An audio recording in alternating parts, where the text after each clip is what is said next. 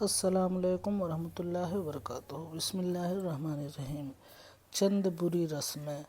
اکثر جاہلوں میں رواج ہے کہ بچوں کی پیدائش یا عقیقہ یا ختنہ یا شادی بیاہ کے موقع پر محلے یا رشتے کی عورتیں جمع ہوتی ہیں اور گاتی بجاتی ہیں۔ یہ ناجائز اور حرام ہے کہ پہلے تو ڈھول بجانا ہی حرام ہے، پھر عورتوں کو گانا اور زیادہ برا۔ عورت کی آواز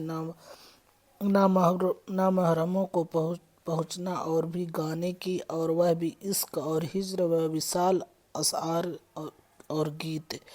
ظاہر ہے کہ یہ کتنے فتنوں کا سرچشمہ ہے۔ اسی طرح عورتوں کا رت جگہ بھی ہے کہ رات بھر عورتیں گاتی بجاتی رہتی ہیں اور گلگلے پکتے رہتے ہیں، پھر صبح کو گاتی بجاتی ہوئی مسجد میں طاق بھرنے کے لیے جاتی ہیں۔ اس میں بہت سی خرافات پائی جاتی ہے۔ نیاز گھر میں بھی ہو سکتا ہے، اور اگر مسجد ہی میں ہو تو مرد لے جا سکتے ہیں۔ عورتوں کو جانے کی کیا ضرورت ہے؟ ان عورتوں کے ہاتھ میں ایک آٹے کا بنا ہوا 4 بتیوں والا چراغ بھی ہوتا ہے جو گھی سے جلایا جاتا ہے۔ غور کیجیے کہ جب صبح ہو گئی تو چراغ کی کیا ضرورت؟ اور اگر چراغ کی ضرورت ہے تو مٹی کا چراغ کافی ہے۔ آٹے کا چراغ جلانا اور تیل کی جگہ گھی جلانا بالکل ہی اسراف اور فضول خرچی اور مال کی برباد کرنا ہے، جو سران حرام ہے۔ دولہا دلہن کو اپٹن ملوانا، مائیوں بٹھانا جائز ہے، لیکن دولہا کے ہاتھ پاؤں میں زینت کے لیے مہندی لگانا جائز نہیں ہے۔ یوں ہی دولہا کو ریشمی پوشاک یا زیورات پہننا حرام ہے۔ خالص پھولوں کا سہرا جائز ہے، بلا وجہ اس کو ممنوع نہیں کہا جا سکتا۔ ہاں، سونے چاندی کے تاروں، گوٹوں، لچھوں اور کلابتوں وغیرہ کا بنا ہوا ہار یا سہرا دولہا کے لیے حرام اور دلہن کے لیے جائز ہے۔ ناچ باجا آتش بازی حرام ہے۔ شادیوں میں 2 قسم کے ناچ کرائے جاتے ہیں، ایک رنڈیوں کا ناچ جو مردوں کے محفل میں ہوتا ہے، دوسرا وہ ناچ خاص عورتوں کے محفل میں ہوتا ہے کہ کوئی ڈومنی یا براسنگ ناچتی ہے اور کمر کولہے مٹکا کر اور ہاتھوں کو چمکا چمکا کر تماشا کرتی ہے۔ یہ دونوں قسم کو ناچ حرام و ناجائز ہے۔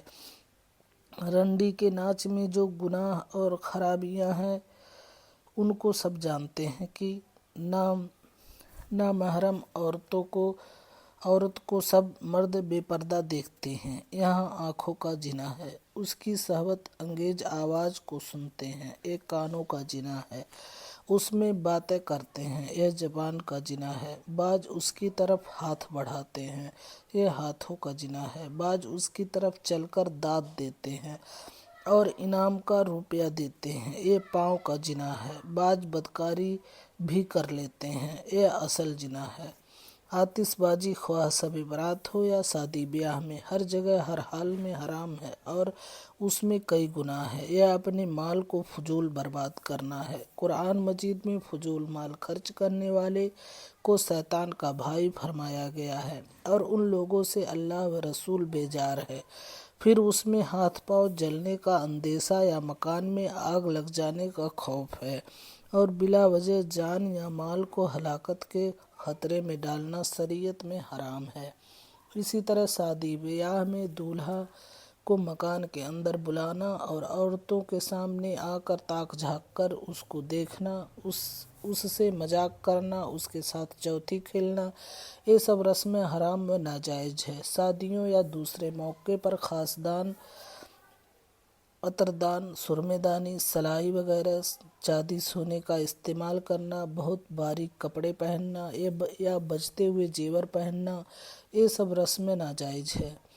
عقیقہ میں بس اس قدر سنت ہے کہ لڑکے کے عقیقے میں 2 بکرے اور لڑکی کے عقیقے میں 1 بکرا ذبح کرنا اور اس کا گوشت کچا یا پکا کر تقسیم کر دینا، اور بچے کے بالوں کے مڑا کر بالوں کا وزن کے برابر چاندی خیرات کر دینا، اور بچے کے سر میں زعفران لگا دینا، یہ سب کام تو ثواب کے ہیں۔ باقی اس کے علاوہ جو رسمیں ہوتی ہیں کہ نائی سر موڑنے کے بعد سب کنبہ و برادری والوں کے سامنے کٹوری ہاتھ میں لے کر اپنا حق مانگتا ہے اور لوگ اس کٹوری میں پیسے ڈالتے ہیں، اور برادری کے لوگ جو کچھ نائی کے کٹوری میں ڈالتے ہیں وہ گھر والے کے ذمے ایک قرض ہوتا ہے۔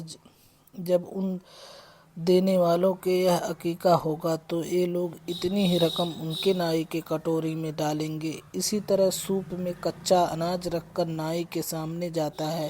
اسی طرح عقیقہ میں لوگوں نے یہ رسم مقرر کر لی ہے کہ جس وقت بچے کے سر پر استرا رکھا جائے فوراً اسی وقت بکرا بھی ذبح کیا جائے۔ یہ سب رسمیں بالکل ہی لغو بیکار ہے۔ شریعت میں صرف اتنی بات ہے کہ نائی کو سر مڑنے کی اجرت دی جائے اور بکرا خواہ سر مڑنے سے پہلے ذبح کرے چاہے بعد میں، سب جائز و درست ہے۔ اسی طرح ختنہ میں بعض جگہ اس رسم کو بے حد پابندی کی جاتی ہے کہ بچے کا لباس، بستر، چادر سب کچھ لال رنگ کا تیار کیا جاتا ہے اور 24 گھنٹے بچہ کے ہاتھ میں چاقو یا چھری کا رکھنا لازم سمجھا جاتا ہے۔